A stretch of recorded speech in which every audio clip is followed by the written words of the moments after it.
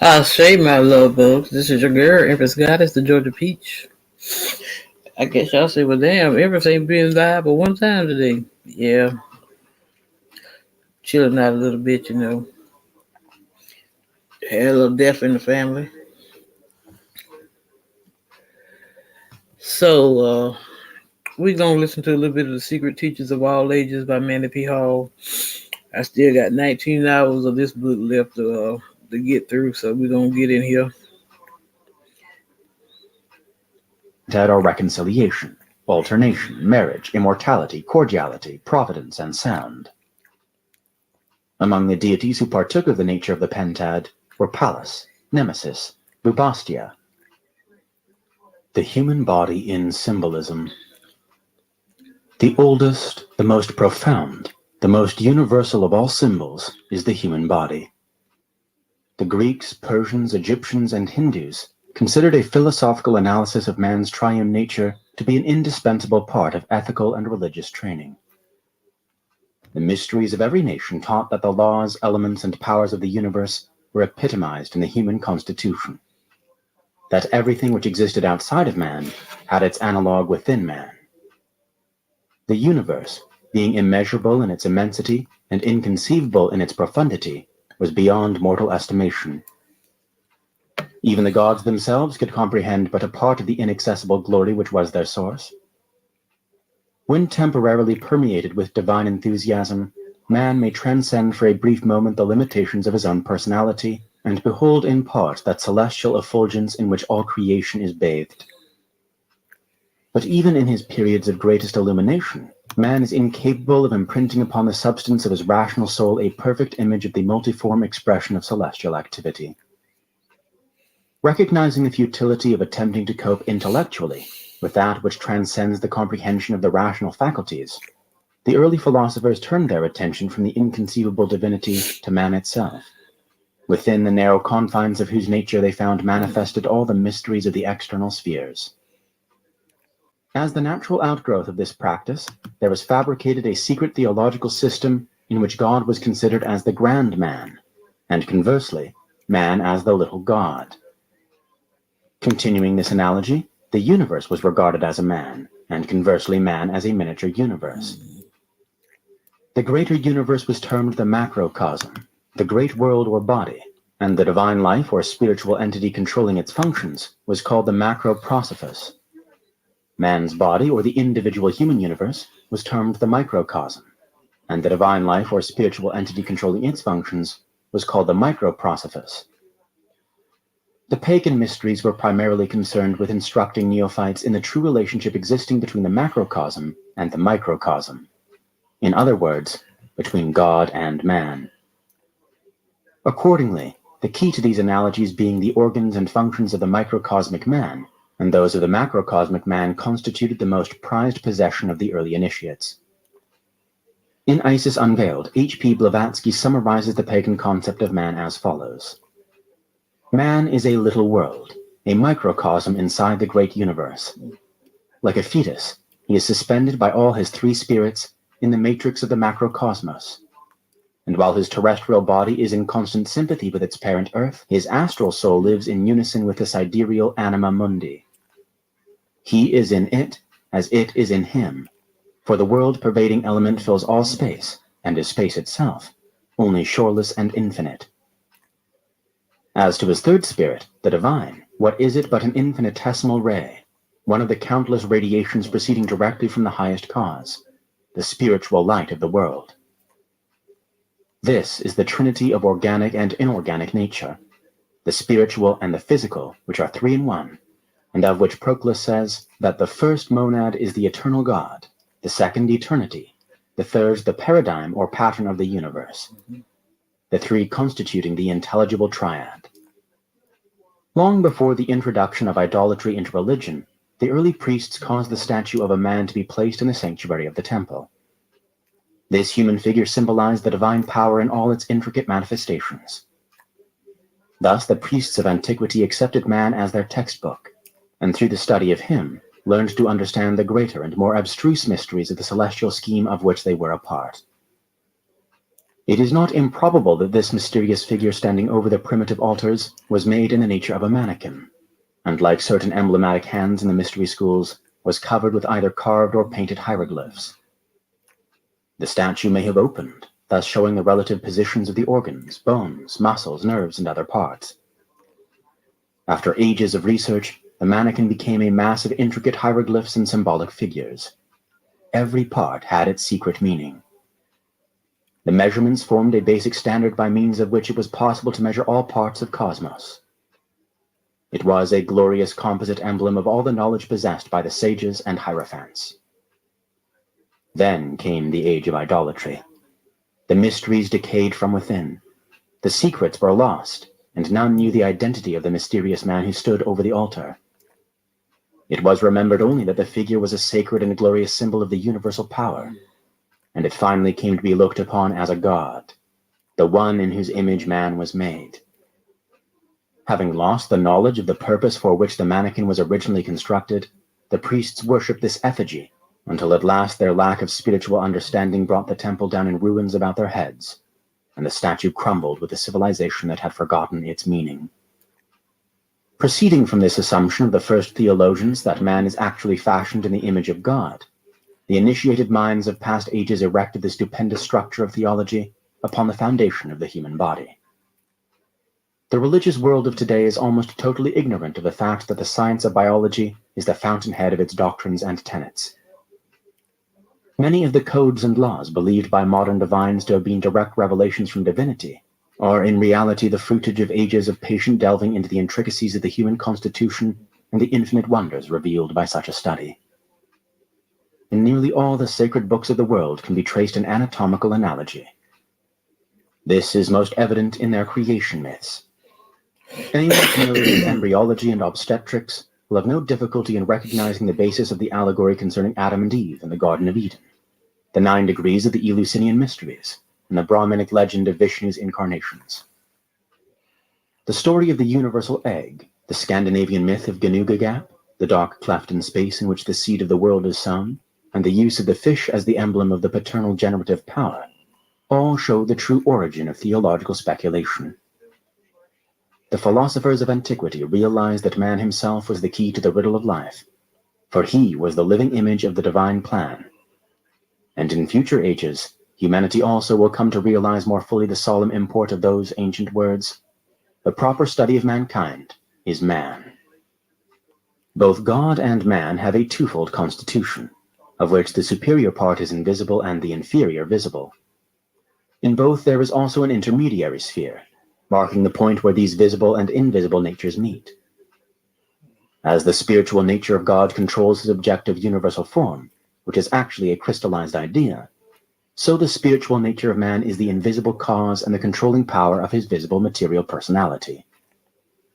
Thus, it is evident that the spirit of man bears the same relationship to his material body that God bears to the objective universe. The mysteries taught that spirit, or life, was anterior to form, and that what is anterior includes all that is posterior to itself. Spirit being anterior to form, form is therefore included within the realm of spirit. It is also a popular statement or belief that man's spirit is within his body. According to the conclusions of philosophy and theology, however, this belief is erroneous, for spirit first circumscribes an area and then manifests within it. Philosophically speaking, form, being a part of spirit, is within spirit, but spirit is more than the sum of form.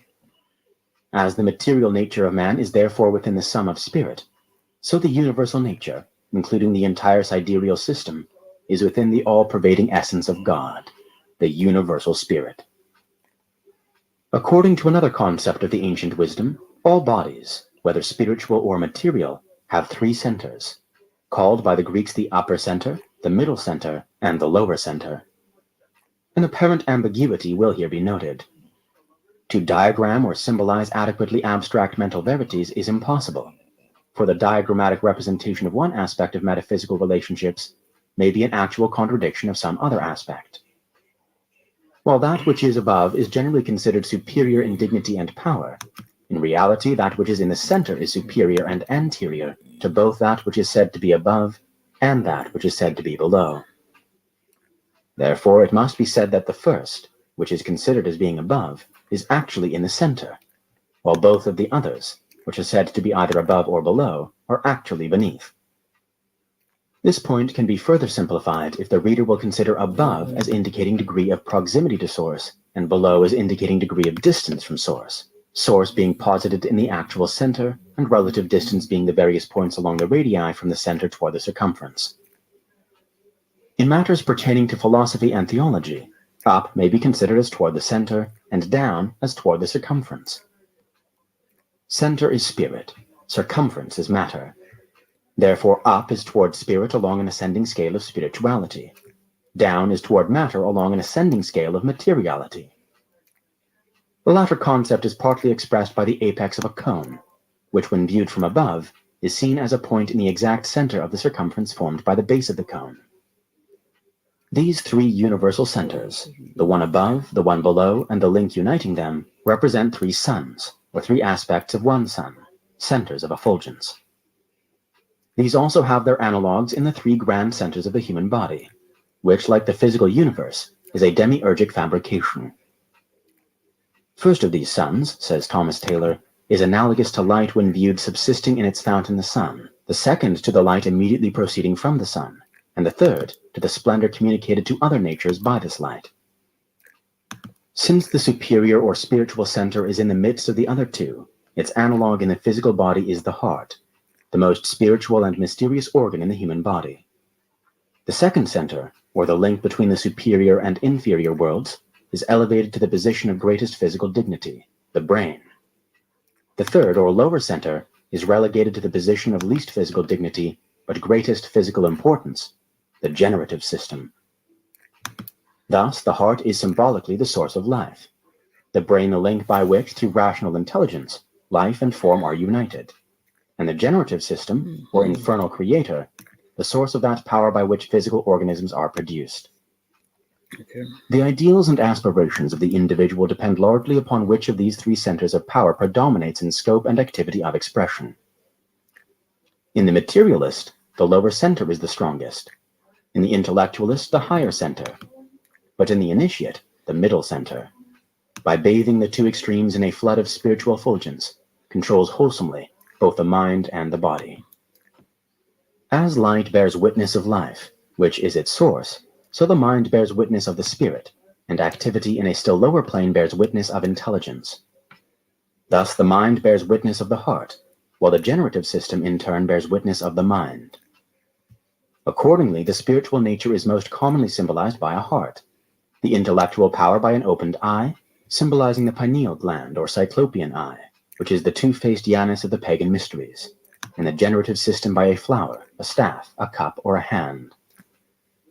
While all the mysteries recognize the heart as the center of spiritual consciousness, they often purposely ignored this concept and used the heart in its exoteric sense as the symbol of the emotional nature. In this arrangement, the generative center represented the physical body, the heart the emotional body, and the brain the mental body. The brain represented the superior sphere, but after the initiates had passed through the lower degrees, they were instructed that the brain was the proxy of the spiritual flame dwelling in the innermost recesses of the heart. The student of esotericism discovers ere long that the ancients often resorted to various blinds to conceal the true interpretations of their mysteries. The substitution of the brain for the heart was one of these blinds. The 3 degrees of the ancient mysteries were, with few exceptions, given in chambers which represented the 3 great centers of the human and universal bodies. If possible, the temple itself was constructed in the form of the human body. The candidate entered between the feet and received the highest degree in the point corresponding to the brain. Thus, the first degree was the material mystery and its symbol was the generative system. It raised the candidate through the various degrees of concrete thought. The second degree was given in the chamber corresponding to the heart, but represented the middle power which was the mental link. Here the candidate was initiated into the mysteries of abstract thought, and lifted as high as the mind was capable of penetrating. He then passed into the third chamber, which, analogous to the brain, occupied the highest position in the temple, but analogous to the heart, was of the greatest dignity. In the brain chamber the heart mystery was given. Here the initiate for the first time truly comprehended the meaning of those immortal words, "As a man thinketh in his heart, So is he." That's right.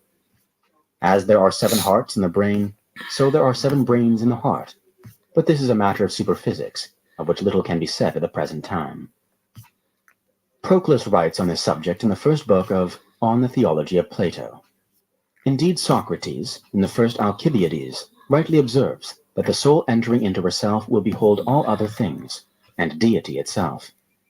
For verging to her own union, and to the center of all life, laying aside multitude and the variety of all manifold powers which she contains, she ascends to the highest watchtower offerings.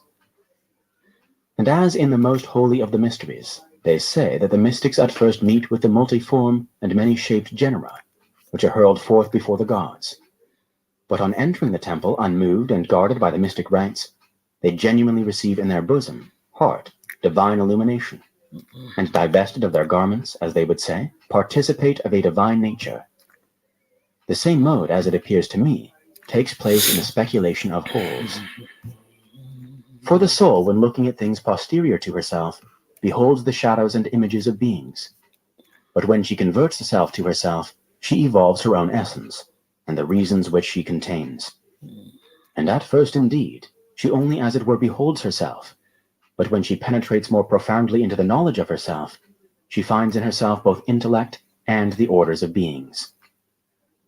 When, however, she proceeds into her interior recesses, and into the adytum, as it were, of the soul, she perceives with her eye closed, without the aid of the lower mind, the genus of the gods, and the unities of beings. For all things are in us psychically, and through this we are naturally capable of knowing all things, by exciting the powers and the images of wholes which we contain. The initiates of old warned their disciples that an image is not a reality, but merely the objectification of a subjective idea. The image of the gods were not designed to be objects of worship, but were to be regarded merely as emblems or reminders of invisible powers and principles. Similarly, the body of man must not be considered as the individual, but only as the house of the individual, in the same manner that the temple was the house of God. In a state of grossness and perversion, man's body is the tomb or prison of a divine principle. In a state of unfoldment and regeneration, it is the house or sanctuary of the deity by whose creative powers it was fashioned. Personality is suspended upon a thread from the nature of being, declares the secret work. Man is essentially a permanent and immortal principle. Only his bodies pass through the cycle of birth and death. The immortal is the reality. The mortal is the unreality.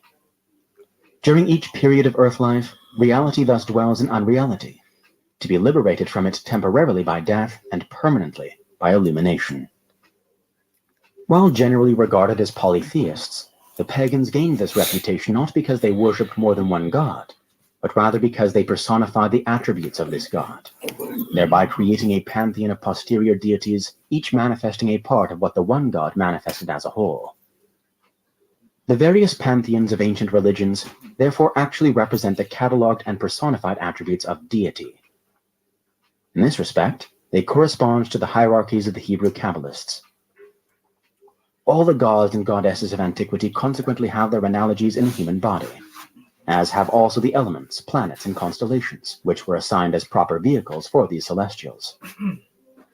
4 body centers are assigned to the elements, the 7 vital organs to the planets, the 12 principal parts and members to the zodiac, the invisible parts of man's divine nature to various supermundane deities, while the hidden God was declared to manifest through the marrow in the bones. It is difficult for many to realize that they are actual universes, that their physical bodies are a visible nature, through the structure of which countless waves of evolving life are unfolding their latent potentialities. Yet, through man's physical body, not only are a mineral, a plant, and an animal kingdom evolving, but also unknown classifications and divisions of invisible spiritual life. Just as cells are infinitesimal units in the structure of man, so man is an infinitesimal unit in the structure of the universe. A theology based upon the knowledge and appreciation of these relationships is as profoundly just as it is profoundly true. A man's physical body has 5 distinct and important extremities: 2 legs, 2 arms, and a head, of which the last governs the first four. The number 5 has been accepted as the symbol of man. By its 4 corners, the pyramid symbolizes the arms and legs, and by its apex the head, thus indicating that one rational power controls 4 irrational corners. The hands and feet are used to represent the 4 elements, of which the 2 feet are earth and water, and the 2 hands fire and air. The brain then symbolizes the sacred 5th element, ether, which controls and unites the other 4. If the feet are placed together and the arms outspread, man then symbolizes the cross, with the rational intellect as the head or upper limb. The fingers and toes also have special significance. The toes represent the 10 commandments of the physical law, and the fingers the 10 commandments of the spiritual law. The 4 fingers of each hand represent the 4 elements, and the 3 phalanges of each finger represent the division of the element, so that in each hand there are 12 parts to the finger, which are analogous to the signs of the zodiac, whereas the 2 phalanges and base of each thumb signify the threefold deity. The first phalange corresponds to the creative aspect, the second to the preservative aspect, and the base to the generative and destructive aspect. When the hands are brought together, the result is the 24 elders and the 6 days of creation. In symbolism, the body is divided vertically into halves, the right half being considered as light and the left half as darkness. By those unacquainted with the true meanings of light and darkness, the light half was denominated spiritual and the left half material. Light is the symbol of objectivity, darkness of subjectivity. Light is a manifestation of life and is therefore posterior to life. That which is anterior to light is darkness, in which light exists temporarily, but darkness permanently. As life precedes light, its only symbol is darkness, and darkness is considered as the veil which must eternally conceal the true nature of abstract and undifferentiated being. In ancient times, men fought with their right arms, and defended the vital centers with their left arms, on which was carried the protecting shield. The right half of the body was regarded therefore as offensive, and the left half defensive. For this reason also the right side of the body was considered masculine, and the left side feminine. Several authorities are of the opinion that the present prevalent right-handedness of the race is the outgrowth of the custom of holding the left hand in restraint for defensive purposes. Furthermore, as the source of being is in the primal darkness which preceded light, so the spiritual nature of man is in the dark part of his being, for the heart is on the left side. Among the curious misconceptions arising from the false practice of associating darkness with evil is one by which several early nations used the right hand for all constructive labors, and the left hand for only those purposes termed unclean and unfit for the sight of the gods. For the same reason, black magic was often referred to as the left-hand path, and heaven was said to be upon the right, and hell upon the left. Some philosophers further declared that there were 2 methods of writing, one from left to right, which was considered the exoteric method, the other from right to left, which was considered esoteric. The exoteric writing was that which was done out or away from the heart, while the esoteric writing was that which, like the ancient Hebrew, was written toward the heart. The secret doctrine declares that every part and member of the body is epitomized in the brain, and in turn, that all that is in the brain is epitomized in the heart. In symbolism, the human head is frequently used to represent intelligence and self-knowledge. As the human body in its entirety is the most perfect known product of the Earth's evolution, it was employed to represent divinity, the highest appreciable state or condition. Artists, attempting to portray divinity, often show only a hand emerging from an impenetrable cloud. The cloud signifies the unknowable divinity concealed from man by human limitation. The hand signifies the divine activity, the only part of God which is cognizable to the lower senses. I got to hear that again, y'all. The face consists of a natural trinity. The eye, product of the Earth's evolution, it was employed to represent divinity, the high from the heart, while the esoteric writing was that which was unclean and unfit for the sight of the gods. For the same reason, black magic was often referred to as the left-hand path, and heaven was said to be upon the right, and hell upon the left. Some philosophers further declared that there were 2 methods of writing, one from left to right, which was considered the exoteric method, the other from right to left, which was considered esoteric. The exoteric writing was that which was done out or away from the heart, while the esoteric writing was that which, like the ancient Hebrew, was written toward the heart. The secret doctrine declares that every part and member of the body is epitomized in the brain, and in turn, that all that is in the brain is epitomized in the heart. In symbolism, the human head is frequently used to represent intelligence and self-knowledge. As the human body in its entirety is the most perfect known product of the Earth's evolution, it was employed to represent divinity, the highest appreciable state or condition. Artists, attempting to portray divinity, often show only a hand emerging from an impenetrable cloud. The cloud signifies the unknowable divinity concealed from man by human limitation. The hand signifies the divine activity, the only part of God which is cognizable to the lower senses. The face consists of a natural trinity, the eyes representing the spiritual power which comprehends, the nostrils representing the preservative and vivifying power, and the mouth and ears representing the material demiurgic power of the lower world. The first sphere is eternally existent and is creative. The second sphere pertains to the mystery of the creative breach, and the third sphere to the creative world. By the word of God, the material universe was fabricated, and the 7 creative powers or vowel sounds, which had been brought into existence by the speaking of the word, became the 7 Elohim, or deities by whose power and ministrations the lower world was organized. Occasionally, the deity is symbolized by an eye, an ear, a nose, or a mouth. By the first, divine awareness is signified. By the second, divine interest. By the third, divine vitality. And by the fourth, divine command. The ancients did not believe that spirituality made men either righteous or rational, but rather that righteousness and rationality made men spiritual. The mysteries taught that spiritual illumination was attained only by bringing the lower nature up to a certain standard of efficiency and purity. The mysteries were therefore established for the purpose of unfolding the nature of man according to certain fixed rules, which, when faithfully followed, elevated the human consciousness to a point where it was capable of cognizing its own constitution and the true purpose of existence. This knowledge of how man's manifold constitution could be most quickly and most completely regenerated to the point of spiritual illumination constituted the secret, or esoteric doctrine of antiquity. Certain apparently physical organs and centers are in reality the veils or sheaths of spiritual centers. What these were and how they could be unfolded was never revealed to the unregenerate, for the philosophers realized that once he understands the complete working of any system, a man may accomplish a prescribed end without being qualified to manipulate and control the effects which he has produced.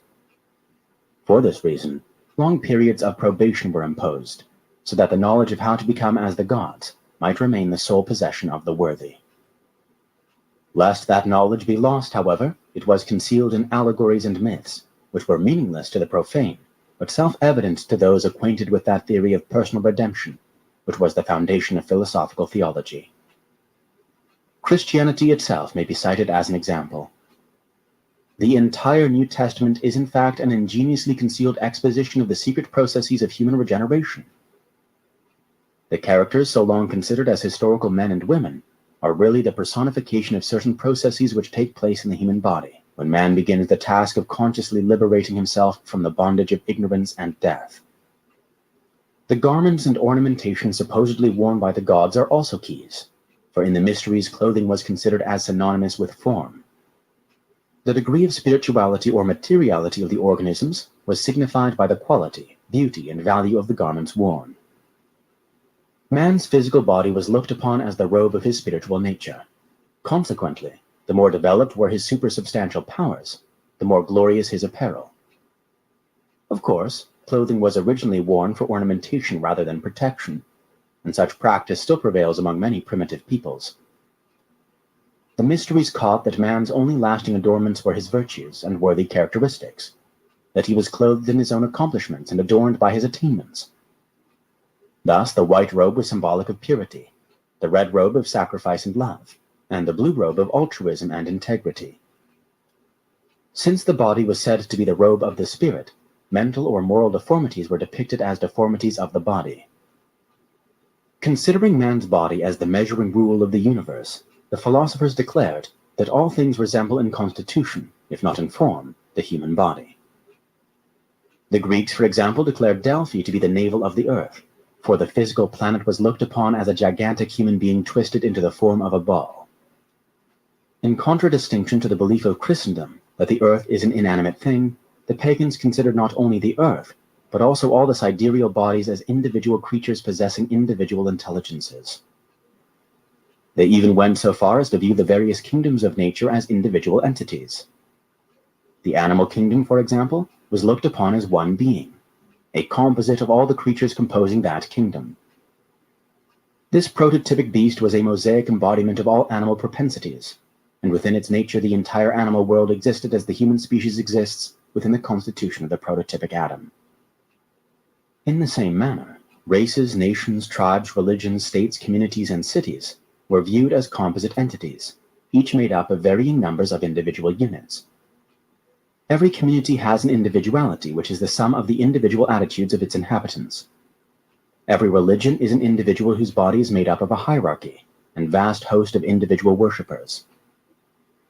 The organization of any religion represents its physical body and its individual members, the cell life, making up this organism. Accordingly, religions, races, and communities, like individuals, pass through Shakespeare's 7 ages, for the life of man is a standard by which the perpetuity of all things is estimated. According to the secret doctrine, man, through the gradual refinement of his vehicles and the ever-increasing sensitiveness resulting from that refinement, is gradually overcoming the limitations of matter and is disentangling himself from his mortal coil.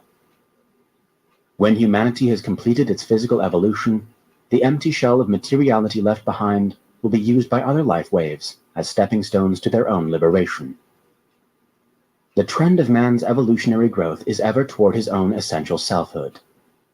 At the point of deepest materialism, therefore, man is at the greatest distance from himself. According to the mystery teachings, not all the spiritual nature of man incarnates in matter.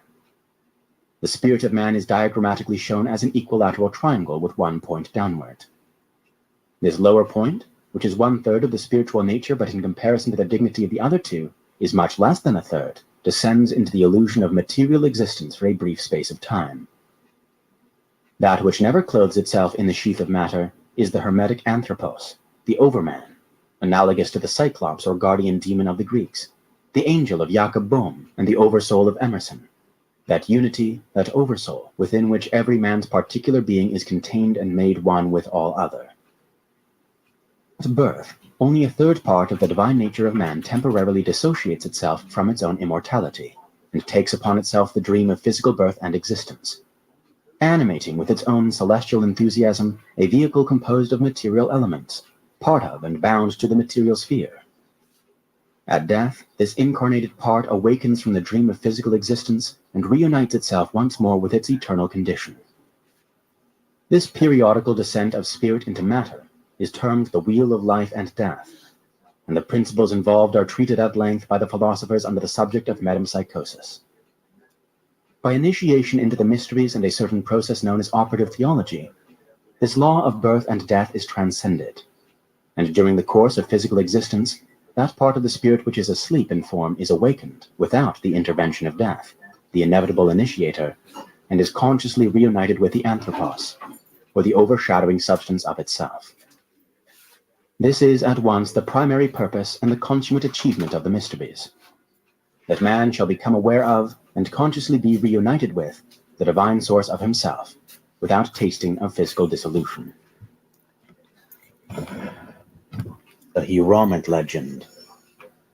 When Solomon, the beloved of God, builder of the everlasting house, and grand master of the Lodge of Jerusalem, ascended the throne of his father David, he consecrated his life to the erection of a temple to God and a palace for the kings of Israel. David's faithful friend Hiram, king of Tyre, hearing that a son of David sat upon the throne of Israel, sent messages of congratulation and offers of assistance to the new ruler. In his History of the Jews, Josephus mentions that copies of the letters passing between the two kings were then to be seen both at Jerusalem and at Tyre. Despite Hiram's lack of appreciation for the 20 cities of Galilee, which Solomon presented to him upon the completion of the temple, the two monarchs remained the best of friends. Both were famous for their wit and wisdom, and when they exchanged letters, each devised puzzling questions to test the mental ingenuity of the other. Solomon made an agreement with Hiram of Tyre, promising vast amounts of barley, wheat, corn, wine, and oil, as wages for the masons and carpenters from Tyre who were to assist the Jews in the erection of the temple. Hiram also supplied cedars and other fine trees, which were made into rafts and floated down the sea to Joppa, whence they were taken inland by Solomon's workmen to the temple site.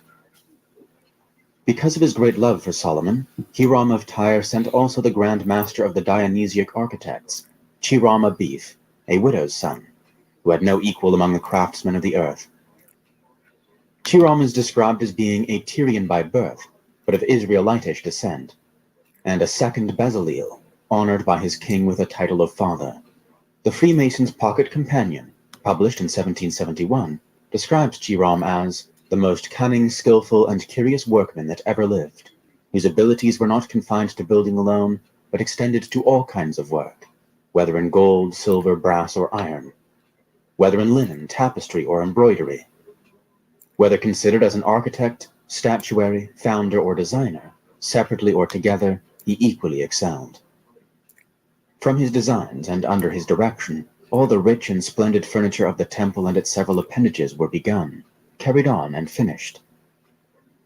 Solomon appointed him in his absence to fill the chair as deputy grand master, and in his presence, senior grand warden, master of work, and general overseer of all artists, as well those whom David had formerly procured from Tyre and Sidon, as those Hiram should now send. Modern Masonic writers differ as to the accuracy of the last sentence.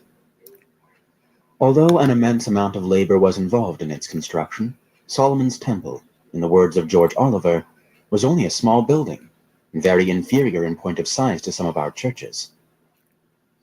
The number of buildings contiguous to it, and the vast treasure of gold and precious stones used in its construction, concentrated a great amount of wealth within the temple area.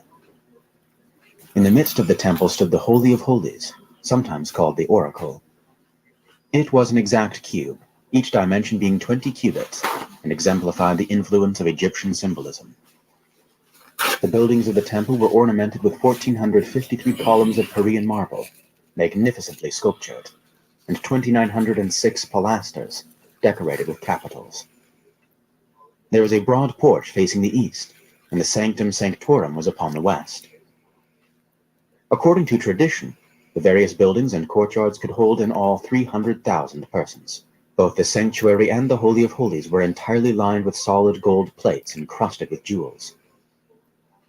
King Solomon began the building of the temple in the 4th year of his reign, on what would be, according to modern calculation, the 21st day of April, and finished it in the 11th year of his reign, on the 23rd day of October.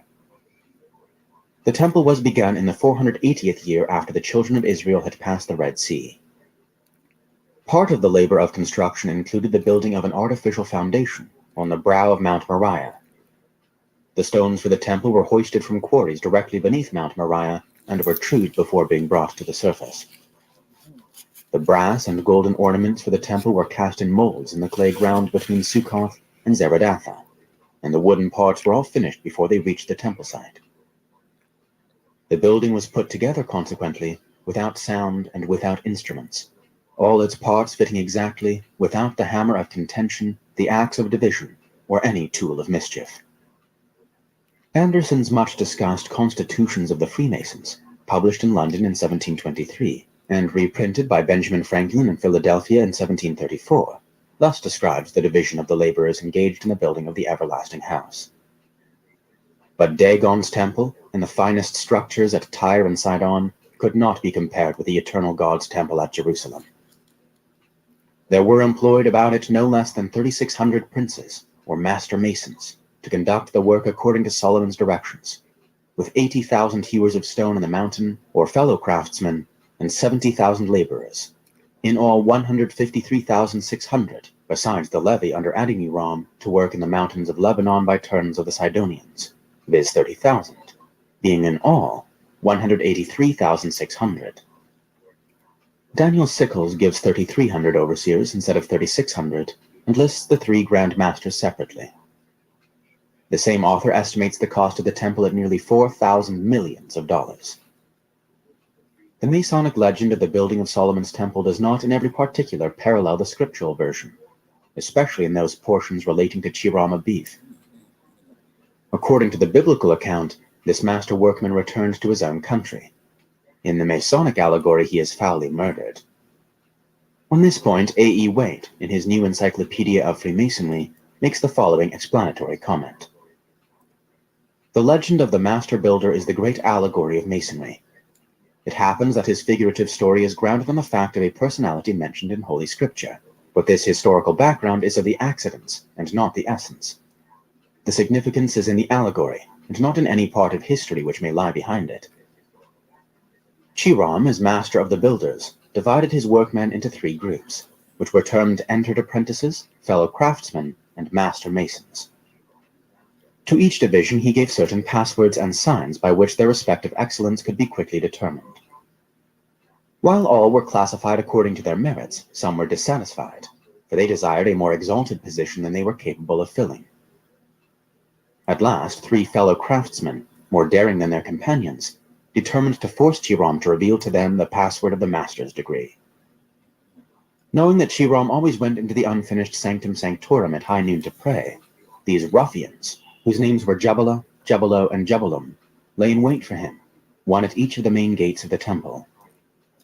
Chiram, about to leave the temple by the south gate, was suddenly confronted by Jabala armed with a 24-inch gauge. Upon Chiram's refusal to reveal the master's words, the ruffian struck him on the throat with a rule, and the wounded master then hastened to the west gate, where Jabalo, armed with a square, awaited him and made a similar demand. Again Chiram was silent, and the second assassin struck him on the breast with the square. Chiram thereupon staggered to the east gate, only to be met there by Jabalum armed with a maul. When Chiram refused him the master's word, Jabalum struck the master between the eyes with the mallet, and Chiram fell dead. The body of Chiram was buried by the murderers over the brow of Mount Moriah, and a sprig of acacia placed upon the grave. The murderers then sought to escape punishment for their crime by embarking for Ethiopia, but the port was closed. All 3 were finally captured, and after admitting their guilt were duly executed. Parties of 3 were then sent out by King Solomon, and one of these groups discovered the newly made grave marked by the evergreen sprig. After the entered apprentices and the fellow craftsmen had failed to resurrect their master from the dead, he was finally raised by the master mason with the strong grip of a lion's paw. To the initiated builder, the name Chiram Abif signifies, my father, the universal spirit, one in essence, 3 in aspect. Thus the murdered master is a type of the cosmic martyr, the crucified spirit of good, the dying God, whose mystery is celebrated throughout the world. Among the manuscripts of Dr. Sigismund Bastrom, the initiated Rosicrucian, appears the following extract from von Welling concerning the true philosophic nature of the Masonic Chiram. The original word Chiram is a radical word consisting of 3 consonants, i.e. Cheth, Resh, and Men. 1. Cheth signifies Chama, the sun's light, i.e. the universal invisible cold fire of nature attracted by the sun, manifested into light, and sent down to us and to every planetary body belonging to the solar system. 2. Resh signifies Ruach, i.e. spirit, air, wind, as being the vehicle which conveys and collects the light into numberless foci, wherein the solar rays of light are agitated by a circular motion and manifested in heat and burning fire. 3. Men signifies Majin, water, humidity, but rather the mother of water, i.e. radical humidity, or a particular kind of condensed air. These 3 constitute the universal agent or fire of nature in one word, Chiram, not Hiram. Albert Pike mentions several forms of the name Chiram: Kerm, Khirm, Kerm, Khurm, and Kurom, the latter ending in the sacred Hindu monosyllable Om, which may also be extracted from the names of the 3 murderers. Pike further relates the 3 ruffians to be a triad of stars in the constellation of Libra, and also calls attention to the fact that the Chaldean god Baal, metamorphosed into a demon by the Jews, appears in the name of each of the murderers: Jabbela, Jabbelo, and Jabbelam. To interpret the Hiramic legend requires familiarity with both the Pythagorean and Kabbalistic systems of numbers and letters, and also the philosophic and astronomic cycles of the Egyptians, Chaldeans, and Brahmins. For example, consider the number 33. The first Temple of Solomon stood for 33 years in its pristine splendor. At the end of that time, it was pillaged by the Egyptian king Shishak, and finally, 588 BC, it was completely destroyed by Nebuchadnezzar, and the people of Jerusalem were led into captivity to Babylon. See General History of Freemasonry by Robert McCoy. Also, King David ruled for 33 years in Jerusalem. The Masonic order is divided into 33 symbolic degrees. There are 33 segments in the human spinal column, and Jesus was crucified in the 33rd year of his life. The efforts made to discover the origin of the Hieronymic legend show that, while the legend in its present form is comparatively modern, its underlying principles run back to remotest antiquity. It is generally admitted by modern Masonic scholars that the story of the martyred Chiram is based upon the Egyptian rites of Osiris, whose death and resurrection figuratively portrayed the spiritual death of man and his regeneration through the initiation into the mysteries. Chiram is also identified with Hermes through the inscription on the Emerald Table. From these associations, it is evident that Chiram is to be considered as a prototype of humanity. In fact, he is Plato's idea, archetype of man. As Adam after the fall symbolizes the idea of human degeneration, so Chiram through his resurrection symbolizes the idea of human regeneration. On the 19th day of March 1314, Jacques de Molay, the last Grand Master of the Knights Templar, was burned on a pyre erected upon that point of the islet of the Seine, at Paris, where afterwards was erected the statue of King Henry IV.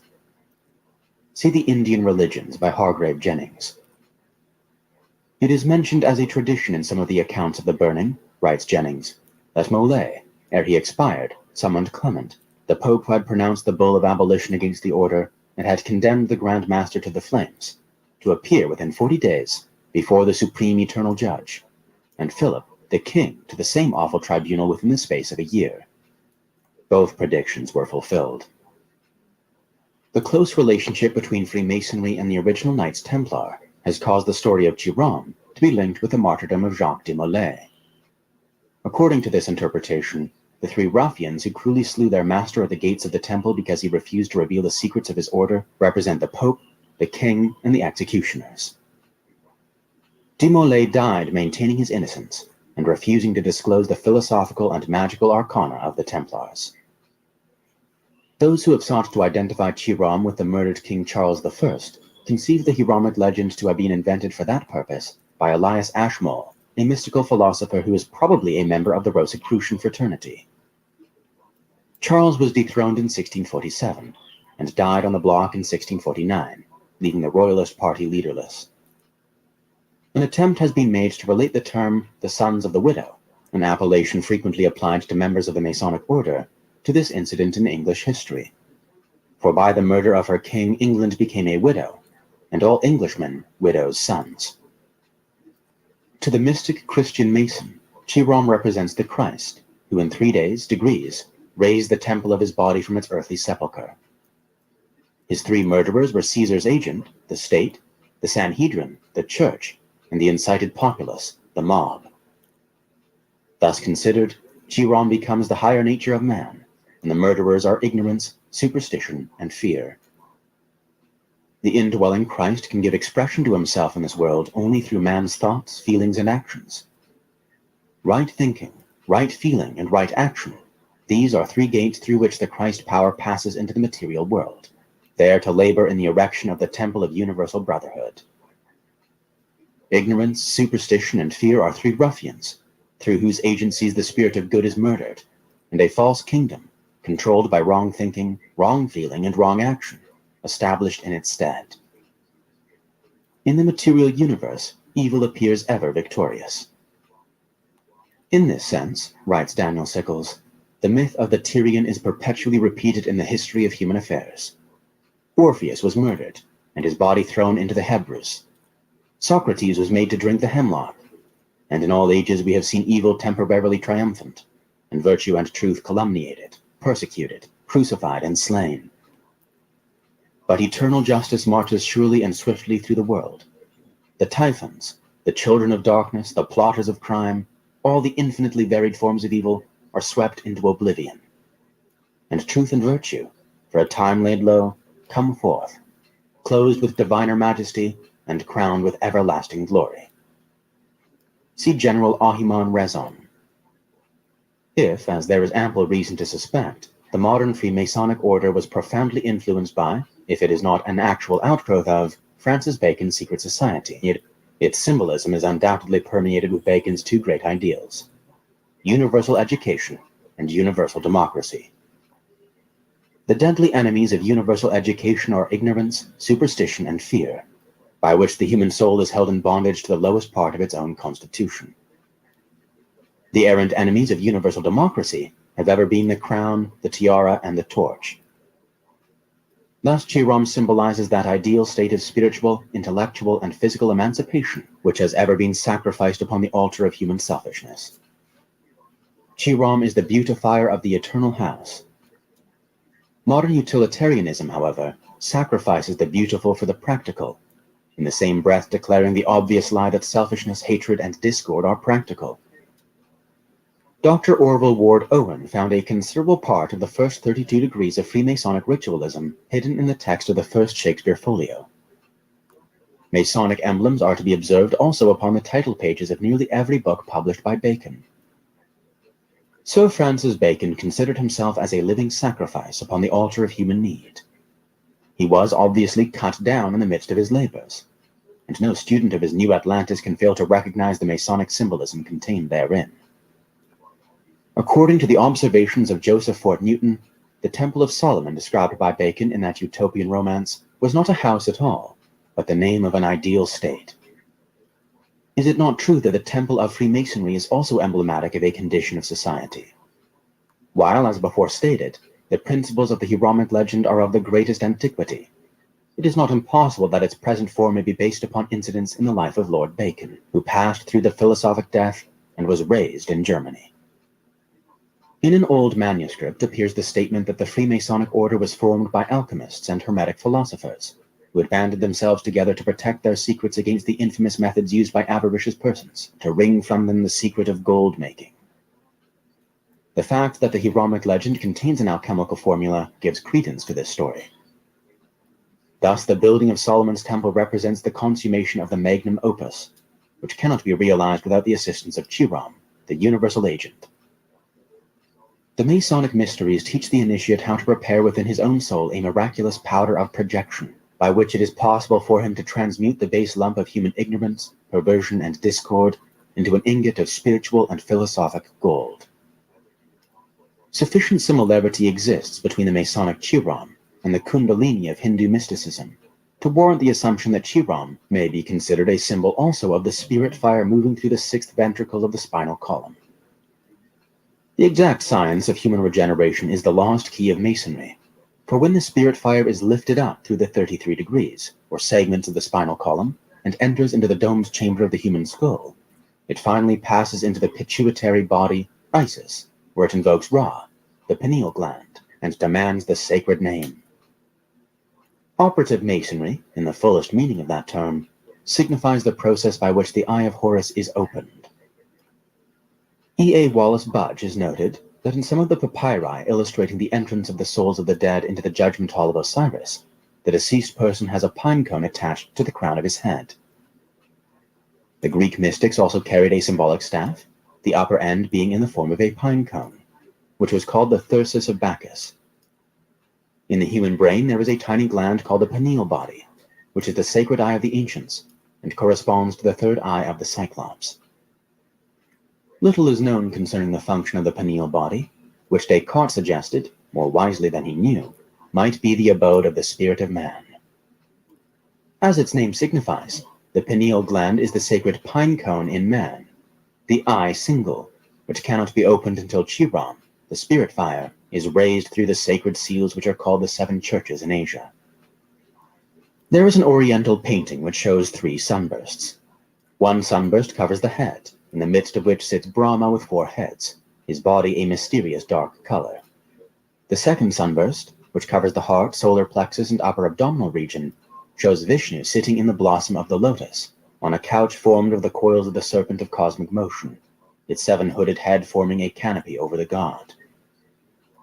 The third sunburst is over the generative system, his body in the midst of which sits Shiva, his body a grayish-white, and the Ganges River flowing out of the crown of his head. This painting was the work of a Hindu mystic who spent many years subtly concealing great philosophical principles within these figures.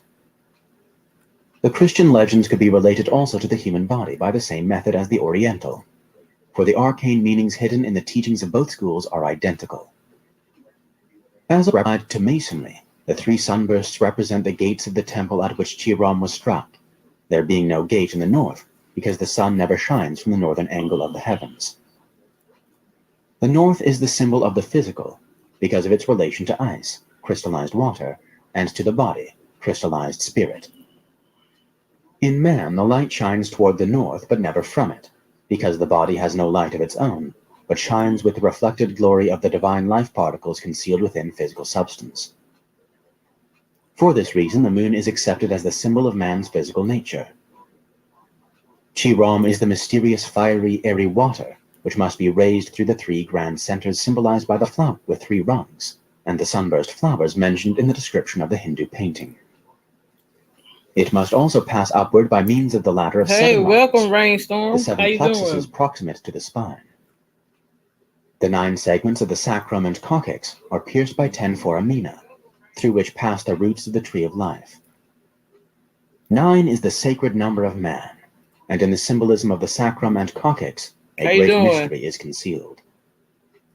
That part of the body from the kidneys downward was termed by the early Kabbalists the land of Egypt, into which the children of Israel were taken during the captivity.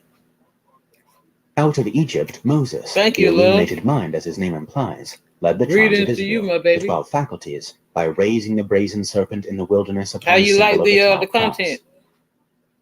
Not only Chiram, but the god-men of nearly every pagan mystery ritual are personifications of the spirit fire in the human spinal cord. The astronomical aspect of the Hiramic legend must not be overlooked. The tragedy of Chiram is enacted annually by the sun during its passage through the signs of the zodiac. From the journey of the sun through the 12 signs, writes Albert Pike, comes the legend of the 12 labors of Hercules and the incarnations of Vishnu and Buddha. Hence came the legend of the murder of Kuram, representative of the sun. I thought I seen you over on Big Dog Philly. Symbols of the winter signs, Capricornus, Aquarius, and Pisces, who assailed him at the 3 gates of heaven and slew him at the winter solstice. Hence the search for him by the 9 fellow crafts, the other 9 signs, his finding, burial, and resurrection. See Morals and Dogma. Welcome, baby. Other authors consider Libra, Scorpio, and Sagittarius as the 3 murderers of the sun, inasmuch as Osiris was murdered by Typhon, to whom were assigned the 30 degrees of the constellation of Scorpio. In the Christian mysteries also, Judas signifies the Scorpion. I'm your girl, and Empress the 30 Goddess. pieces of silver for which he betrayed his Lord represent the number of degrees in that sign. Having been struck by Libra, the state, Scorpio, the church, and Sagittarius, the mob, the sun Chiram is secretly homed through the darkness by the signs of Capricorn, Aquarius, and Pisces. Yeah, I try to support my people hill, too. The vernal equinox. Capricorn has for its symbol an old man with a scythe in his hand. This is Father Time, a wayfarer, who is symbolized in Masonry as straightening out the ringlets of a young girl's hair. If the Weeping Virgin be considered a symbol of Virgo, and Father Time with his scythe a symbol of Capricorn, then the interval of 90 degrees between these 2 signs will be found to correspond to that occupied by the 3 murderers. Esoterically, the urn containing the ashes of Chiram represents the human heart. Saturn, the old man who lives at the North Pole and brings with him to the children of man a sprig of evergreen, the Christmas tree, is familiar to the little folks under the name of Santa Claus, for he brings each winter the gift of a new year. The martyred sun is discovered by Ares, a fellow craftsman, and at the vernal equinox the process of raising him begins. This is finally accomplished by the Lion of Judah, who in ancient times occupied the position of the keystone of the royal arch of heaven. The precession of the equinoxes causes various signs to play the role of the murderers of the sun during the different ages of the world, but the principle involved remains unchanged. Such is the cosmic story of Chiram, the universal benefactor, the fiery architect of the divine house, who carries with him to the grave that lost word which, when spoken, raises all life to power and glory. According to Christian mysticism, when the lost word is found, it is discovered in a stable, surrounded by beasts and marked by a star. After the sun leaves Leo, writes Robert Hewitt Brown, the days begin to grow unequivocally shorter as the sun declines towards the autumnal equinox, to be again slain by the 3 autumnal months, lie dead through the 3 winter ones, and be raised again by the 3 vernal ones. Each year the great tragedy is repeated, and the glorious resurrection takes place. See Stellar Theology and Masonic Astronomy. Chiron is termed dead because in the average individual the cosmic creative forces are limited in their manifestation to purely physical and correspondingly materialistic expression. Obsessed by his belief in the reality and permanence of physical existence, man does not correlate the material universe with the blank north wall of the temple. As the solar light symbolically is said to die as it approaches the winter solstice, so the physical world may be termed the winter solstice of the spirit. Reaching the winter solstice, the sun apparently stands still for 3 days, and then, rolling away the stone of winter, begins its triumphal march north towards the summer solstice. The condition of ignorance may be likened to the winter solstice of philosophy, spiritual understanding to the summer solstice. From this point of view, initiation into the mysteries becomes the vernal equinox of the spirit, at which time the Chiron in man crosses from the realm of mortality into that of eternal life. The autumnal equinox is analogous to the mythological fall of man, at which time the human spirit descended into the realms of Hades by being immersed in the illusion of terrestrial existence. In an essay on the beautiful, Plotinus describes the refining effect of beauty upon the unfolding consciousness of man. Commissioned to decorate the everlasting house, Chirama beef is the embodiment of the beautifying principle. Beauty is essential to the natural unfoldment of the human soul. The mysteries held that man, in part at least, was the product of his environment. Therefore, they considered it imperative that every person be surrounded by objects which would evoke the highest and noblest sentiments. They proved that it was possible to produce beauty in life by surrounding life with beauty. They discovered that symmetrical bodies were built by souls continuously in the presence of symmetrical bodies, that noble thoughts were produced by minds surrounded by examples of mental nobility. Conversely, if a man were forced to look upon an ignoble or asymmetrical structure, it would arouse within him a sense of ignobility, which would provoke him to commit ignoble deeds. If an ill-proportioned building were erected in the midst of a city, there would be ill-proportioned children born in that community, and men and women gazing upon the asymmetrical structure would live inharmonious lives. Thoughtful men of antiquity realized that their great philosophers were the natural products of the aesthetic ideals of architecture, music, and art established as the standards of the cultural systems of the time. The substitution of the discord of the fantastic for the harmony of the beautiful constitutes one of the great tragedies of every civilization. Not only were the savior gods of the ancient world beautiful, but each performed a ministry of beauty, seeking to effect man's regeneration by arousing within him the love of the beautiful. A renaissance of the golden age of fable can be made possible only by the elevation of beauty to its rightful dignity as the all-pervading, idealizing quality in the religious, ethical, sociological, scientific, and political departments of life. The Dionysiac architects were consecrated to the raising of their master spirit, cosmic beauty, from the sepulchre of material ignorance and selfishness by erecting buildings which were such perfect exemplars of symmetry and majesty that they were actually magical formulae, by which was evoked the spirit of the martyred beautifier entombed within a materialistic world. In the Masonic mysteries, the triune spirit of man, the light delta, is symbolized by the 3 grand masters of the Lodge of Jerusalem. As God is the pervading principle of 3 worlds, in which of each he manifests as an active principle, so the spirit of man, partaking of the nature of divinity, dwells upon 3 planes of being: the supreme, the superior, and the inferior spheres of the Pythagoreans. At the gate of the inferior sphere, the underworld or dwelling place of mortal creatures, stands the guardian of Hades, the 3-headed dog Cerberus, who is analogous to the 3 murderers of the Hiramic legend. According to this symbolic interpretation of the triune spirit, Chiram is the third, or incarnating part, the master builder who through all ages erects living temples of flesh and blood as shrines of the Most High.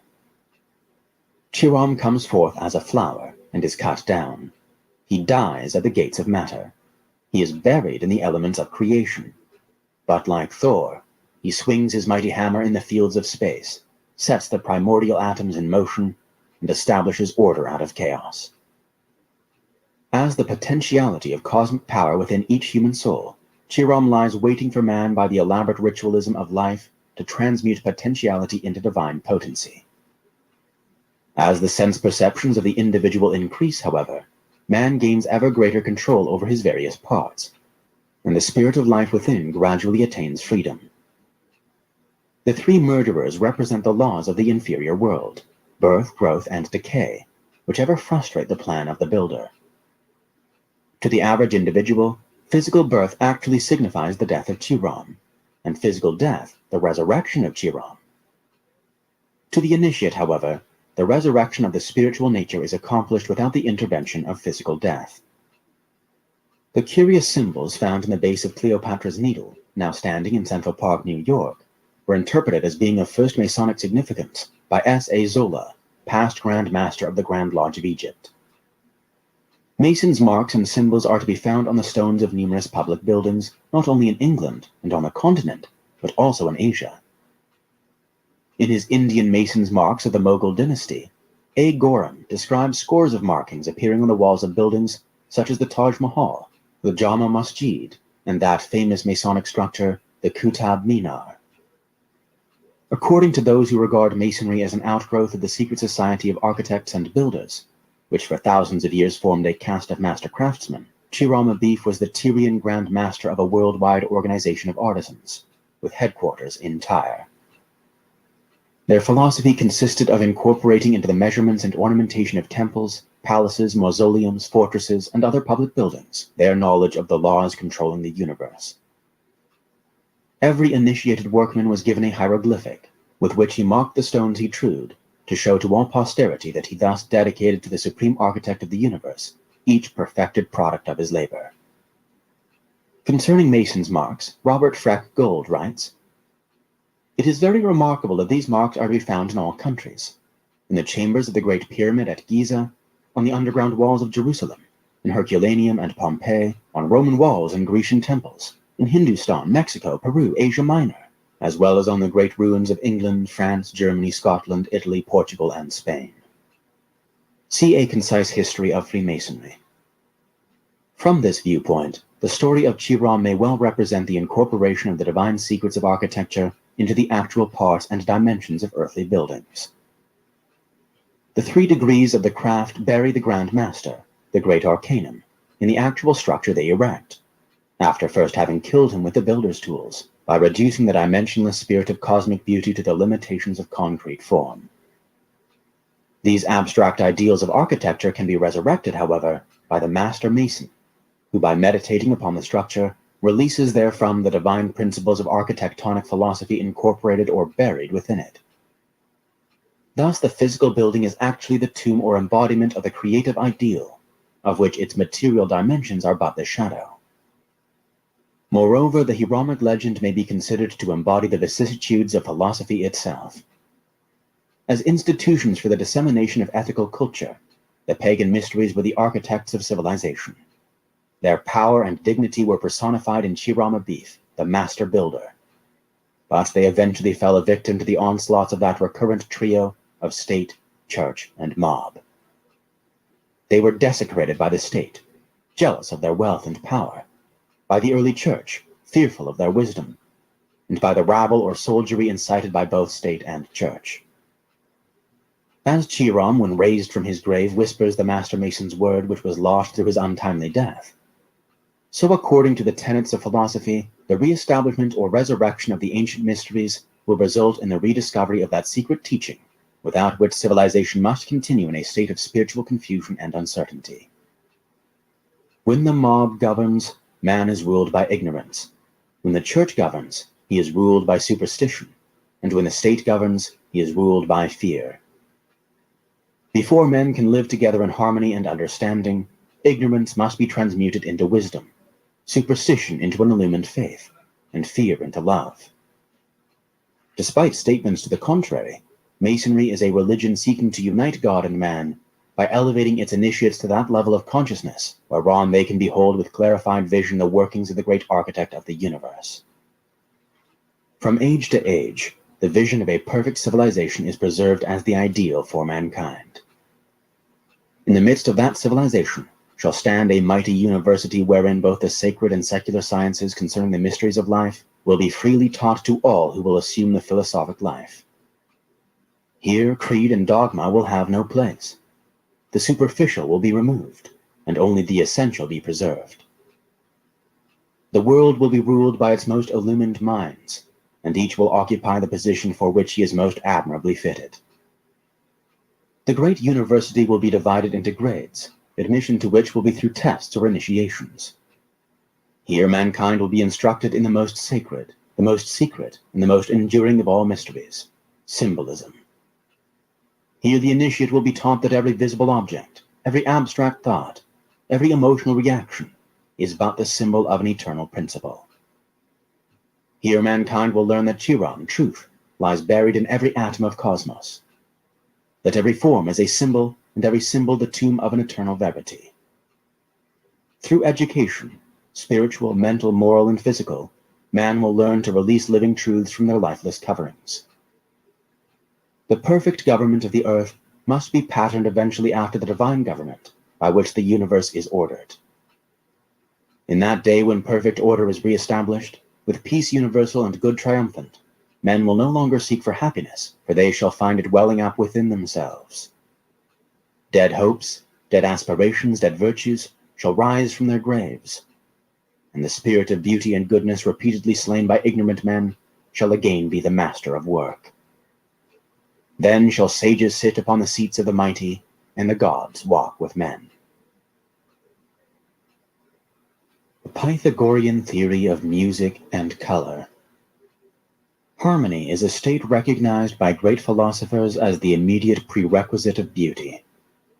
A compound is termed beautiful only when its parts are in harmonious combination. The world is called beautiful, and its creator is designated the good, because good perforce must act in conformity with its own nature. And good acting according to its own nature is harmony, because the good which it accomplishes is harmonious with the good which it is. Beauty, therefore, is harmony manifesting its own intrinsic nature in the world of form. The universe is made up of successive gradations of good, these gradations ascending from matter, which is the least degree of good, to spirit, which is the greatest degree of good. In man, his superior nature is the summum bonum. It therefore follows that his highest nature most readily cognizes good because the good external to him in the world is in harmonic ratio with the good present in his soul. What man terms evil is therefore, in common with matter, merely the least degree of its own opposite. The least degree of good presupposes likewise the least degree of harmony and beauty. Thus, deformity, evil, is really the least harmonious combination of elements naturally harmonic as individual units. Deformity is unnatural, for the sum of all things being the good, it is natural that all things should partake of the good and be arranged in combinations that are harmonious. Harmony is the manifesting expression of the will of the eternal good. The philosophy of music. It is highly probable that the Greek initiates gained their knowledge of the philosophic and therapeutic aspects of music from the Egyptians, who in turn considered Hermes the founder of the art. According to one legend, this god constructed the first lyre by stretching strings across the concavity of a turtle shell. Both Isis and Osiris were patrons of music and poetry. Plato, in describing the antiquity of these arts among the Egyptians, declared that songs and poetry had existed in Egypt for at least 10,000 years, and that these were of such an exalted and inspiring nature that only gods or godlike men could have composed them. In the mysteries, the lyre was regarded as the secret symbol of the human constitution, the body of the instrument representing the physical form, the strings the nerves, and the musician the spirit. Playing upon the nerves, the spirit thus created the harmonies of normal functioning, which, however, became discords if the nature of man were defiled. While the early Chinese, Hindus, Persians, Egyptians, Israelites, and Greeks employed both vocal and instrumental music in their religious ceremonials, also to complement their poetry and drama, it remained for Pythagoras to raise the art to its true dignity by demonstrating its mathematical foundation. Although it is said that he himself was not a musician, Pythagoras is now generally credited with the discovery of the diatonic scale. Having first learned the divine theory of music from the priests of the various mysteries into which he had been accepted, Pythagoras pondered for several years upon the laws governing consonance and dissonance. How he actually solved the problem is unknown, but the following explanation has been invented. One day, while meditating upon the problem of harmony, Pythagoras chanced to pass a brazier's shop, where workmen were pounding out a piece of metal upon an anvil. By noting the variances in pitch between the sounds made by large hammers and those made by smaller implements, and carefully estimating the harmonies and discords resulting from combinations of these sounds, he gained his first clue to the musical intervals of the diatonic scale. He entered the shop, and after carefully examining the tools and making mental note of their weights, returned to his house and constructed an arm of wood so that it extended out from the wall of his room. At regular intervals along this arm he attached 4 cords, all of like composition, size, and weight. To the first of these he attached a 12-pound weight, to the second a 9-pound weight, to the third an 8-pound weight, and to the fourth a 6-pound weight. These different weights corresponded to the sizes of the brazier's hammers. Pythagoras thereupon discovered that the first and fourth strings, when sounded together, produced the harmonic interval of the octave, for doubling the weight had the same effect as halving the string. The tension of the first string being twice that of the fourth string, their ratio was said to be 2:1, or duple. By similar experimentation he ascertained that the first and third string produced the harmony of the diapente, or the interval of the fifth. The tension of the first string being half again as much as that of the third string, their ratio was said to be 3:2, or sesquialter. Likewise, the second and fourth strings, having the same ratio as the first and third strings, yield a diapente harmony. Continuing his investigation, Pythagoras discovered that the first and second strings produce the harmony of the diatessaron, or the interval of the third, and the tension of the first string being a third greater than that of the second string, their ratio was said to be 4:3, or sesquitertian. The third and fourth strings, having the same ratio as the first and second strings, produced another harmony of the diatessaron. According to Iamblichus, the second and third strings had the ratio of 8:9, or epigdoan. The key to harmonic ratios is hidden in the famous Pythagorean tetractys, or pyramid of dots. The tetractys is made up of the first 4 numbers, 1, 2, 3, and 4, which in their proportions reveal the intervals of the octave, the diapente, and the diatessaron. While the law of harmonic intervals as set forth above is true, it has been subsequently proved that hammers striking metal in the manner described will not produce the various tones ascribed to them. In all probability, therefore, Pythagoras actually worked out his theory of harmony from the monochord, a contrivance consisting of a single string stretched between 2 pegs and supplied with movable frets. To Pythagoras, music was one of the dependencies of the divine science of mathematics, and its harmonies were inflexibly controlled by mathematical proportions. The Pythagoreans averred that mathematics demonstrated the exact method by which the good established and maintained its universe. Number therefore preceded harmony, since it was the immutable law that governs all harmonic proportions. After discovering these harmonic ratios, Pythagoras gradually initiated his disciples into this, the supreme arcanum of his mysteries. He divided the multitudinous parts of creation into a vast number of planes or spheres, to each of which he assigned a tone, a harmonic interval, a number, a name, a color, and a form. He then proceeded to prove the accuracy of his deductions by demonstrating them upon the different planes of intelligence and substance, ranging from the most abstract logical premise to the most concrete geometrical solid. From the common agreement of these diversified methods of proof, he established the indisputable existence of certain natural laws. Having once established music as an exact science, Pythagoras applied his newly found law of harmonic intervals to all the phenomena of nature, even going so far as to demonstrate the harmonic relationship of the planets, constellations, and elements to each other. A notable example of modern corroboration of ancient philosophical reaching is that of the progression of the elements according to harmonic ratios. While making a list of the elements in the ascending order of their atomic weights, John A. Newlands discovered at every eighth element a distinct repetition of properties. This discovery is known as the law of octaves in modern chemistry. Since they held that harmony must be determined not by the sense perceptions, but by reason and mathematics, the Pythagoreans called themselves canonics, as distinguished from musicians of the harmonic school, who asserted taste and instinct to be the true normative principles of harmony. Recognizing, however, the profound effect of music upon the senses and emotions, Pythagoras did not hesitate to influence the mind and body with what he termed musical medicine. Pythagoras evinced such a marked preference for stringed instruments that he even went so far as to warn his disciples against allowing their ears to be defiled by the sounds of flutes or cymbals. He further declared that the soul could be purified from its irrational influences by solemn songs sung to the accompaniment of the lyre.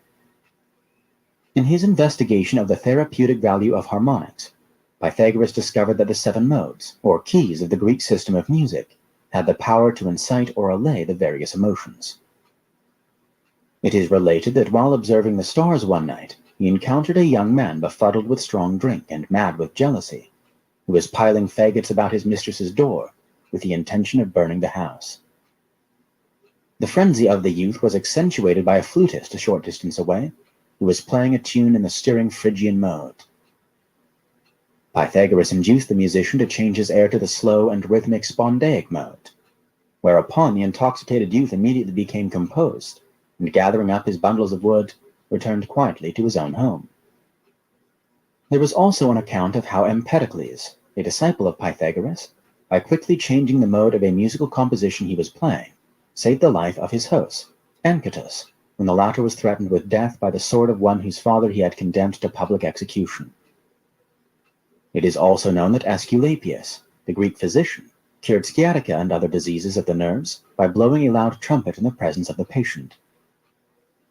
Pythagoras cured many ailments of the spirit, soul, and body by having certain specially prepared musical compositions played in the presence of the sufferer, or by personally reciting short selections from such early poets as Hesiod and Homer. In his university at Crotona, it was customary for the Pythagoreans to open and to close each day with songs. Those in the morning calculated to clear the mind from sleep and inspire it to the activities of the coming day. Those in the evening of a mode soothing, relaxing, and conducive to rest. At the vernal equinox, Pythagoras caused his disciples to gather in a circle. Fundamentals of Kabbalistic Cosmogony. Kabbalistic Keys to the Creation of Man.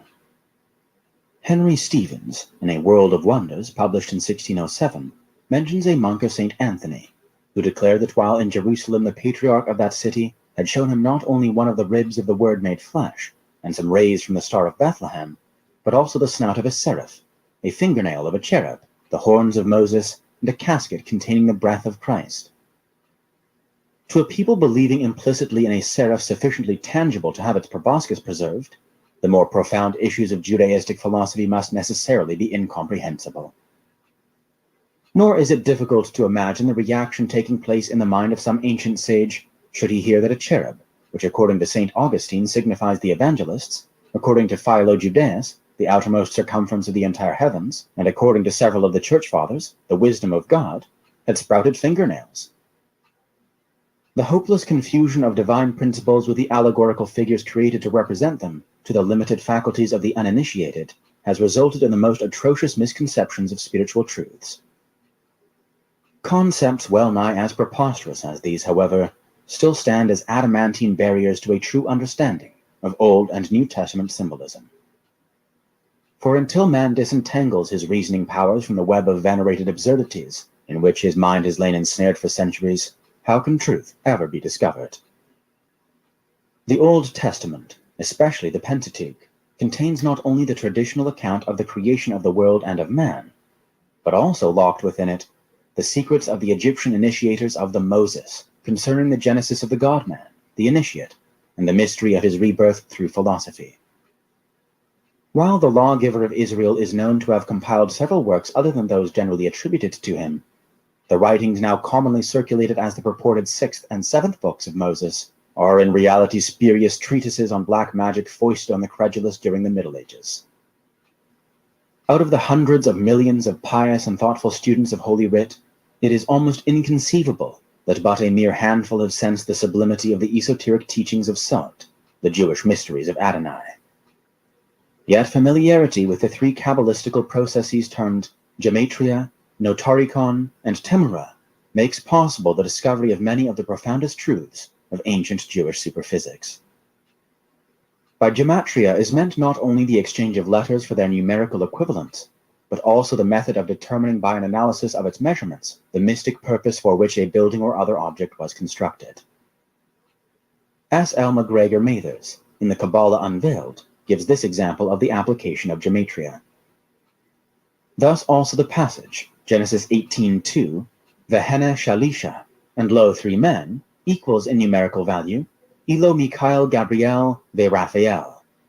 These are Michael, Gabriel, and Raphael. For each phrase equals 701.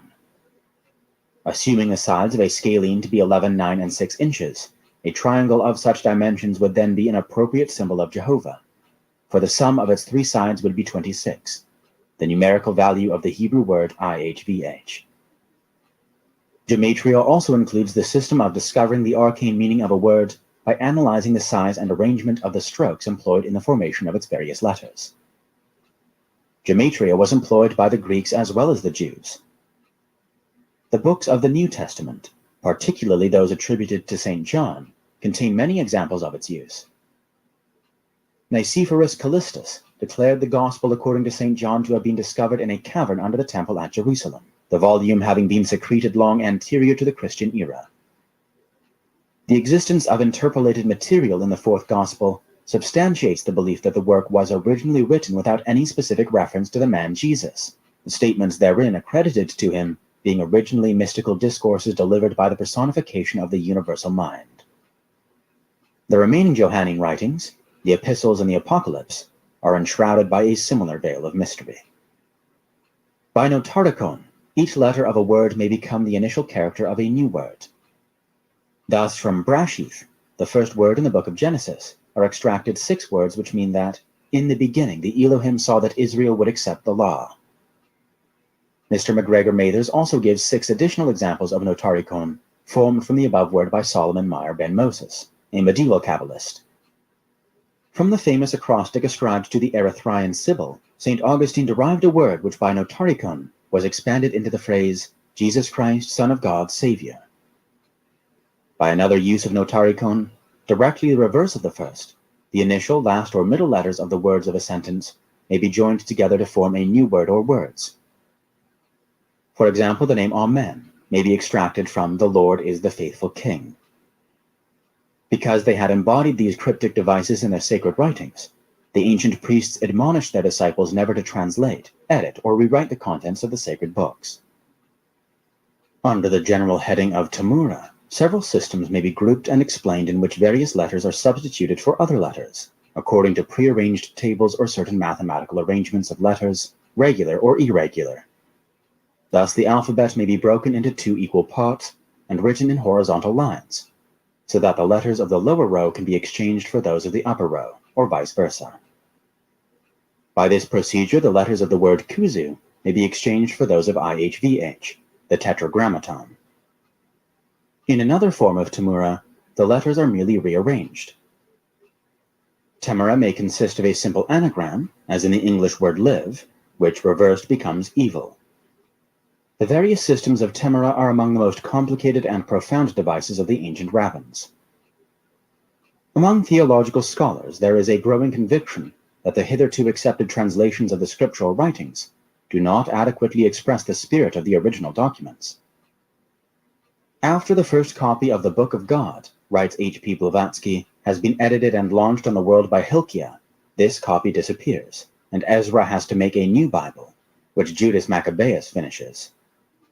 When it was copied from the horned letters into square letters, it was corrupted beyond recognition. The Masorah completed the work of destruction.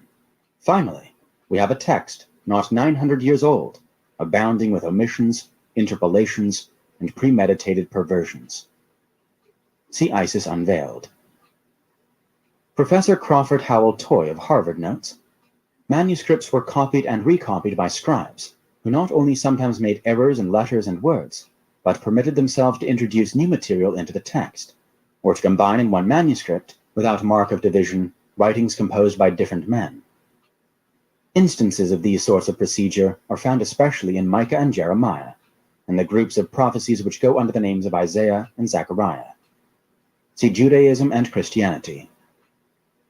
Does the mutilated condition of the Holy Bible, in part accidental, represent nonetheless a definite effort to confuse the uninitiated reader, and thus better conceal the secrets of the Jewish Tannaim? Never has the Christian world been in possession of those hidden scrolls which contain the secret doctrine of Israel. And if the Kabbalists were correct in their assumption that the lost books of the Mosaic mysteries had been woven into the fabric of the Torah, then the scriptures are veritably books within books. In rabbinical circles, the opinion is prevalent that Christendom never has understood the Old Testament and probably never will. In fact, the feeling exists, in some quarters at least, that the Old Testament is the exclusive possession of the Jewish faith. Also that Christianity, after its unrelenting persecution of the Jew, takes unwarranted liberties when it includes strictly Jewish writings in its sacred canon. But as noted by one rabbi, if Christianity must use the Jewish scriptures, it should at least strive to do so with some degree of intelligence. In the opening chapter of Genesis, it is stated that after creating light and separating it from darkness, the seven Elohim divided the waters which were under the firmament from the waters which were above the firmament. Having thus established the inferior universe in perfect accord with the esoteric teachings of the Hindu, Egyptian, and Greek mysteries, the Elohim next turned their attention to the production of flora and fauna, and lastly man. And God said, "Let us make man in our image, after our likeness." So God created man in his own image. In the image of God created he him. Male and female created he them. And God blessed them. And God said unto them, "Be fruitful, and multiply, and replenish the earth." Consider in thoughtful silence the startling use of pronouns in the above extract, from the most perfect example of English literature. When the plural and androgynous Hebrew word Elohim was translated into the singular and sexless word God, the opening chapters of Genesis were rendered comparatively meaningless. It may have been feared that had the word been correctly translated as the male and female creative agencies, the Christians would have been justly accused of worshipping a plurality of gods in the face of their repeated claims to monotheism. The plural form of the pronouns us and our reveals unmistakably, however, the pantheistic nature of divinity. Further, the androgynous constitution of the Elohim, God, is disclosed in the next verse, where he, referring to God, is said to have created man in his own image, male and female.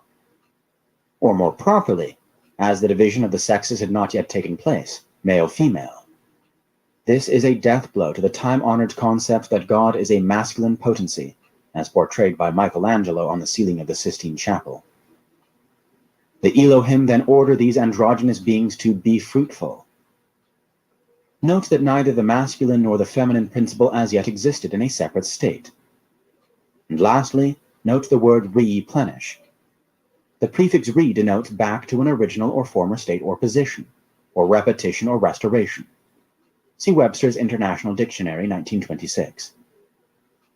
This definite reference to a humanity existing prior to the creation of man described in Genesis must be evident to the most casual reader of Scripture. An examination of Bible dictionaries, encyclopedias, and commentaries discloses the plural form of the word Elohim to be beyond the comprehension of their respected authors and editors. The new Schaff-Herzog Encyclopedia of Religious Knowledge thus sums up the controversy over the plural form of the word Elohim. Does it now, or did it originally, signify plurality of divine being? A dictionary of the Bible, edited by James Hastings, contains the following conclusion, which echoes the sentiments of more critical etymologists of the Bible. The use of the plural Elohim is also difficult to explain. Dr. Havernick considers the plural form Elohim to signify the abundance and super-richness existing in the divine being. His statement, which appears in the Popular and Critical Bible Encyclopedia, is representative of the efforts made to circumvent this extremely damaging word.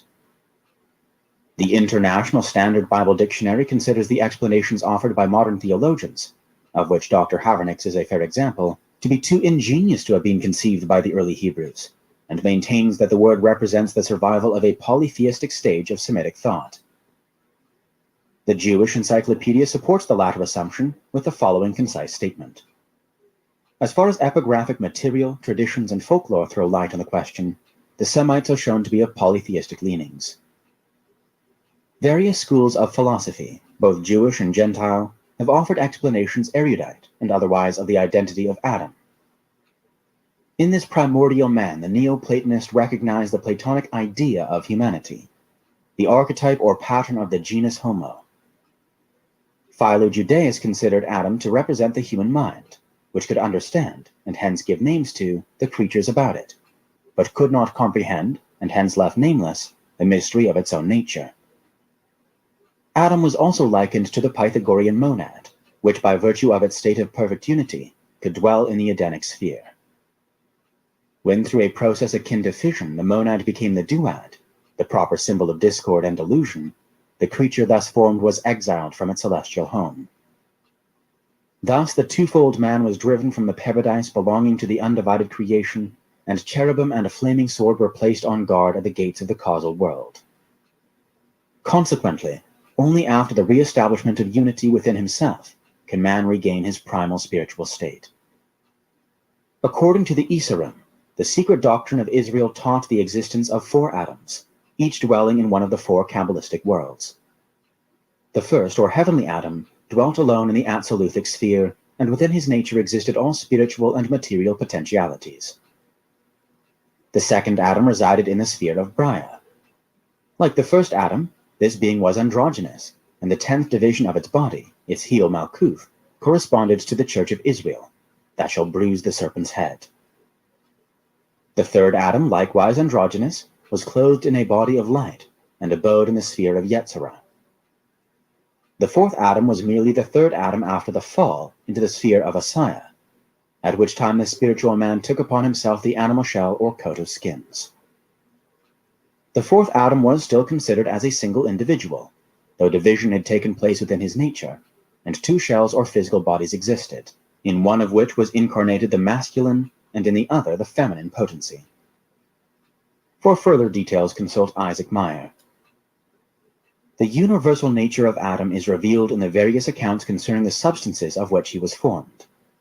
It was originally ordained that the dirt to be used in fashioning him was to be derived from the 7 worlds. As these planes, however, refused to give of their substances, the Creator wrenched from them by force the elements to be employed in the Adamic constitution.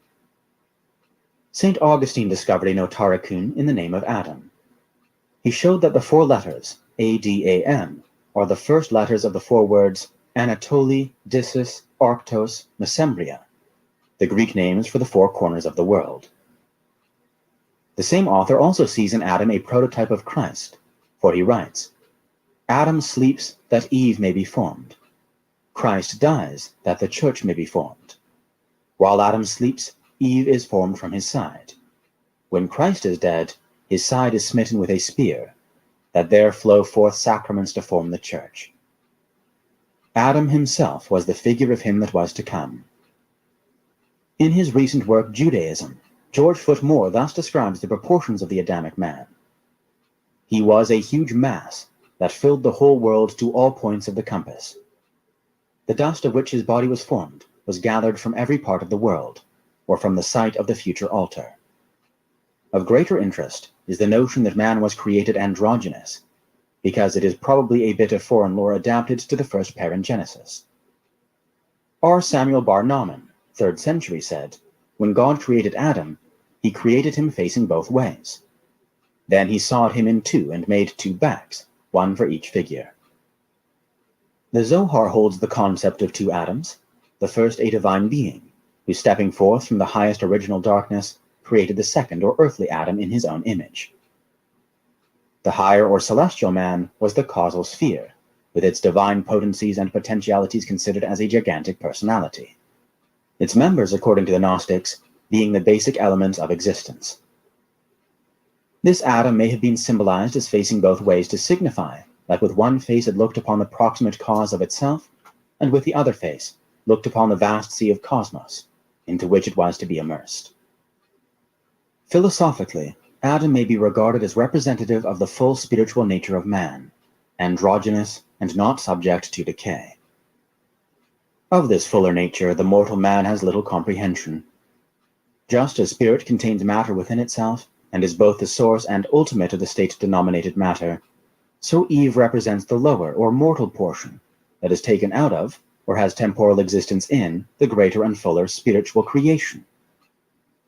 Being representative of the inferior part of the individual, Eve is the temptress, who, conspiring with the serpent of mortal knowledge, caused Adam to sink into a trance-like condition, in which he was unconscious of his own higher self. When Adam seemingly awoke, he actually sank into sleep, for he no longer was in the spirit but in the body, division having taken place within him. The true Adam rested in paradise, while his lesser part incarnated in a material organism, Eve, and wandered in the darkness of mortal existence. The followers of Mohammed apparently sensed more accurately than the uninitiated of other sects the true mystic import of paradise. For they realized that prior to his fall, the dwelling place of man was not in a physical garden, in any particular part of the earth, but rather in a higher sphere, the angelic world, watered by 4 mystical streams of life. After his banishment from paradise, Adam alighted on the island of Ceylon, and this spot is sacred to certain Hindu sects who recognize the old island of Lanka, once presumably connected with the mainland by a bridge, as the actual site of the Garden of Eden from which the human race migrated. According to the Arabian Nights, Sir Richard Burton's translation, Adam's footprint may still be seen on the top of a Ceylonese mountain. In the Islamic legends, Adam was later reunited with his wife, and after his death his body was brought to Jerusalem, subsequent to the flood, for burial by Melchizedek. See the Quran. The word ADM signifies a species or race, and only for lack of proper understanding has Adam been considered as an individual. As a macrocosm, Adam is the gigantic androgyne, even the demiurgus. As the microcosm, he is the chief production of the demiurgus, and within the nature of the microcosm the demiurgus established all the qualities and powers which he himself possessed. The demiurgus, however, did not possess immortality, and therefore could not bestow it upon Adam. According to legend, the demiurgus strove to keep man from learning the incompleteness of his maker. The Adamic man consequently partook of the qualities and characteristics of the angels, who were the ministers of the demiurgus. It was affirmed by the Gnostic Christians that the redemption of humanity was assured through the descent of Nous, universal mind, who was a great spiritual being superior to the demiurgus, and who, entering into the constitution of man, conferred conscious immortality upon the demiurgic fabrications. That phallic symbolism occupies an important place in early Jewish mysticism is indisputable. Hargrave Jennings sees in the figure of Adam a type of the lingam of Shiva, which was a stone representative of the creative power of the world generator. In Gregory's works, writes Jennings, is a passage to the effect that Noah daily prayed in the ark before the body of Adam, i.e. before the phallus, Adam being the primitive phallus, great procreator of the human race. It may possibly seem strange, he says, that this orison should be daily said before the body of Adam. But it is a most confessed tradition among the Eastern men that Adam was commanded by God that his dead body should be kept above ground till a fullness of time should come to commit it to the middle of the earth by a priest of the Most High God. This means Mount Moriah, the Meru of India. This body of Adam was embalmed and transmitted from father to son, till at last it was delivered up by Lamech into the hands of Noah. See phallicism. This interpretation somewhat clarifies the Kabbalistic assertion that in the first Adam were contained all the souls of the Israelites. See Sod. Though according to the Aurea Legenda, Adam was buried with the 3 seeds of the tree of knowledge in his mouth, it should be borne in mind that apparently conflicting myths were often woven around a single individual. One of the profound mysteries of Kabbalism is that set forth in the Notarikon, based upon the letters of the name Adam, ADM. These three letters form the initials of the names Adam, David, and the Messiah, and these three personalities were said to contain one soul. As this soul represents the world soul of humanity, Adam signifies the involving soul, the Messiah the evolving soul, and David that condition of the soul termed epigenesis. In common with certain philosophic institutions of Asia, the Jewish mysteries contained a strange doctrine concerning the shadows of the gods. Gazing down into the abyss, the Elohim beheld their own shadows, and from these shadows patterned the inferior creation. In the dramatic representation of the creation of man in the mysteries, writes the anonymous master of Balliol College, the Alim, Elohim, were represented by men who, when sculpturing the form of an Adamite being, of a man, traced the outline of it on their own shadow, or modeled it on their own shadow traced on the wall. This is how the art of drawing originated in Egypt, and the hieroglyphic figures carved on the Egyptian monuments have so little relief that they still resemble a shadow. In the ritualism of the early Jewish mysteries, the pageantry of creation was enacted, the various actors impersonating the creative agencies. The red dirt from which the Adamic man was fashioned may signify fire, particularly since Adam is related to the Yod, or fire flame, which is the first letter of the sacred name Jehovah. In John 2:20, it is written that the temple was 46 years in the building, a statement in which St. Augustine sees a secret and sacred gematria, for according to the Greek philosophy of numbers, the numerical value of the name Adam is 46. Adam thus becomes the type of the temple, for the house of God-like primitive man was a microcosm or epitome of the universe. In the mysteries, Adam is accredited with having the peculiar power of spiritual generation. Instead of reproducing his kind by the physical generative processes, he caused to issue from himself, or more correctly to be reflected upon substance, a shadow of himself. This shadow he then ensouled, and it became a living creature. These shadows, however, remain only as long as the original figure of which they are the reflections endures, for with the removal of the original, the host of likenesses vanish with it. Herein is the key to the allegorical creation of Eve out of the side of Adam. For Adam, representative of the idea or pattern, is reflected into the material universe as a multitude of ensouled images, which collectively are designated Eve. According to another theory, the division of the sexes took place in the archetypal sphere.